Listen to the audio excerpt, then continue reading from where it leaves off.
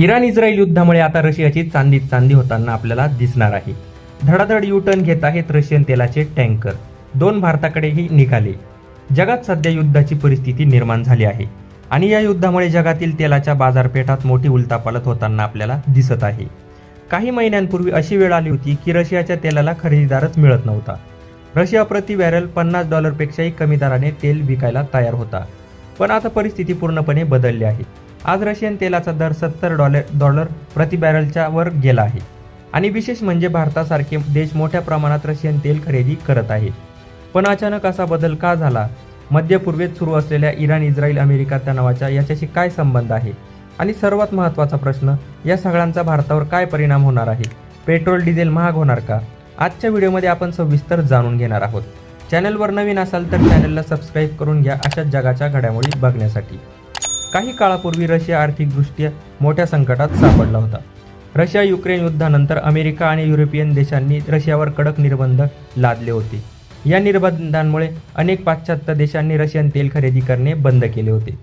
परिणामी रशियाच्या तेलाला बाजारात कमी मागणी झाली होती. रशियन तेलाने आपले तेल विकण्यासाठी मोठ्या सवलतीसुद्धा दिल्या होत्या. त्यावेळी रशियन तेल $50पेक्षाही कमी दराने तेल विकत होते. या संधीचा फायदा घेत भारत आणि चीन सारख्या देशांनी मोठ्या प्रमाणावर रशियन तेल खरेदी केले. भारतीय रिफायनरीजला स्वस्त दरात कच्चं तेल मिळालं आणि त्यामुळे भारतालाही आर्थिक फायदा झाला होता. पण आता परिस्थिती बदलली आहे. अचानक परिस्थिती बदलण्यामागे सर्वात मोठं कारण म्हणजे मध्य पूर्वेतील युद्धजन्य परिस्थिती.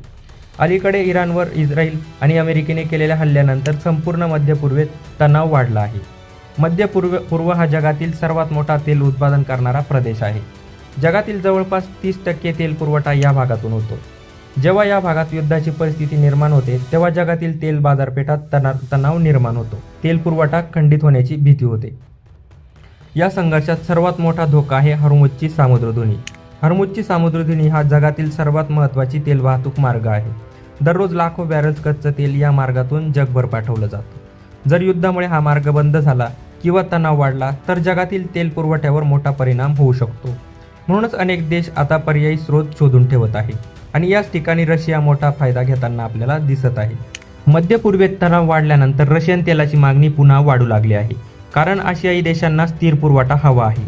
रशिया मोठ्या प्रमाणावर तेल उत्पादन करतो आणि तो आशियाई देशांना तेल पुरवू शकतो. त्यामुळे आता अनेक देश पुन्हा रशियन तेल खरेदी करत आहे. परिणामी रशियन तेलाचा दर खूप वाढला आहे. आज रशियन युरल्स कच्चं तेल प्रति बॅरल $70च्या वर गेले आहे. भारत हा जगातील 3ऱ्या क्रमांकाचा तेल आयात करणारा देश आहे. भारताला लागणाऱ्या तेलापैकी सुमारे 85% तेल हे आयात करावे लागते. म्हणूनच जगातील बाजारातील बदलांचा भारतीय अर्थव्यवस्थेवर खूप मोठा परिणाम होतो. गेल्या काही वर्षात भारताने रशियन तेल मोठ्या प्रमाणावर खरेदी केले आहे. कारण रशिया भारताला सवलतीच्या दरात तेल पुरवतो. आजही रशिया भारताला इतर देशांपेक्षा स्वस्त तेल पुरवतो.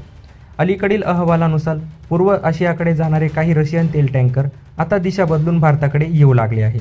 यामध्ये लाखो बॅरल्स कच्चं तेल आहे. ही जहाज भारतातील वेगवेगळ्या बंदरांवर पोहोचत आहे. Odean tanker. ओडन नावाचे एक मोठे सुमॅक्स टँकर सुमारे 7.3 लाख बॅरल्स कच्चं तेल घेऊन ओडिसातील पारादीप बंदरात पोहोचले आहे. पारादीप हे भारतातील एक महत्त्वाचे बंदर आहे. येथून कच्चं तेल रिफायनरीजकडे पाठवलं जातं. मटारी टँकर. मटारी नावाचे टँकर एक अफ्रामॅक्स टँकर सुमारे 7 लाख बॅरल्स कच्चं तेल घेऊन गुजरातमधील वाडीनार बंदरात पोहोचणार आहे. वाडीनार हे देखील भारतातील महत्त्वाचे तेल आयात बंदर आहे. Indri tanker. इंड्री नावाचे आयाती एक मोठे टँकर मुळात सिंगापूरकडे जात होते, परंतु आता या आठवड्यात अरबी समुद्रात दिशा बदलून ते भारताकडे वळाले आहे. या टँकरमध्ये सुमारे 7.3 लाख बॅरल्स युरल्स कच्चं तेल आहे. ही ग्रेड भारतीय रिफायनरीजसाठी अत्यंत लोकप्रिय ही मानली जाते. फक्त कच्चं तेलच नाही तर जेट फ्युएल्स बाजारातही मोठे बदल होताना आपल्याला दिसणार आहे. मध्य पूर्वेतील तणावामुळे अनेक जेट फ्युएल्स टँकरनी युरोपऐवजी आशियाई बाजारपेठांकडे वळण्यास सुरुवात केली आहे. नाविक हुनर नावाचे एक टँकर पूर्वी पाश्चात्य देशांकडे जात होते, परंतु आता ज्याने आपली दिशा बदलून आग्नेय आशियाकडे मोर्चा वळवला आहे. या टँकरमध्ये 75,000 टन म्हणजेच 5.91 लाख बॅरल जेट फ्युएल उपलब्ध आहे. ऊर्जा विश्लेषण करणाऱ्या व्हर्टॅक्स या कंपनीच्या मते सध्याची परिस्थिती भारतातून जेट फ्युएल्स युरोपला पाठवण्यापेक्षा आशियाई देशांना पाठवणे अधिक फायदेशीर ठरत आहे. म्हणूनच अनेक कंपन्या आशियाई बाजारपेठांकडे वळताना आपल्याला दिसत आहे. सर्वसामान्य लोकांचा सर्वात मोठा प्रश्न म्हणजे या सगळ्यांचा परिणाम पेट्रोल आणि डिझेलवर होणार का? तज्ज्ञांच्या मते जर मध्य पूर्वेत युद्ध वाढले आणि तेल पुरवठा खंडित झाला तर जागतिक बाजारात तेलाचे दर वाढू शकतात आणि त्याचा परिणाम भारतावर देखील होताना आपल्याला दिसणार आहे.